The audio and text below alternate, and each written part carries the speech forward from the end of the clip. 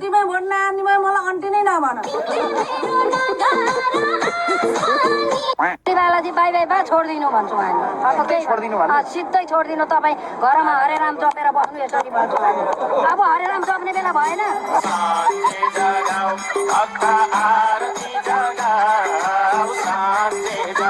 Congress party पत्ता साफ मोहनलाल खेलमा आफ्नो काम गर खुलुखुलु। केपीएलले दिएको भत्ता खाएर रविलाई भोट हाल्ने भन्ला नि फेरि आमा। त्यो दुनियाँलाई ठगेर ल्याएको पैसा दिइहाल्छ नि। मेरो खराब बानी छ मेरो खराब। त्यसो अब ओली प्रधानमन्त्री कि प्रचण्ड? हजुर ओलीलाई प्रधानमन्त्री बनाउन चाहनुहुन्छ कि प्रचण्डलाई? यो भातलाई बनाउँछन् प्रधानमन्त्री।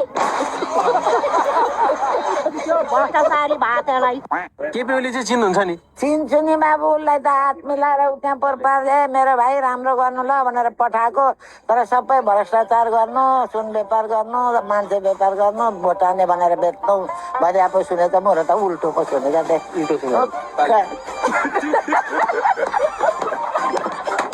केपी ओली हेलिकप्टर चढेर भाग्या तपाईँहरू सबैलाई थाहा छ?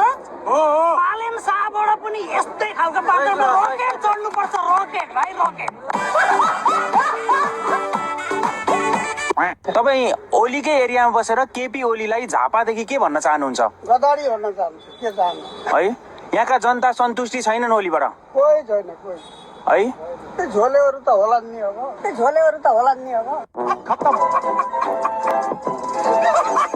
तपाईँहरू चाहिँ कतिको सन्तुष्टि हुनुहुन्छ केपी ओलीबाट? यो 0% सन्तुष्टि। 0%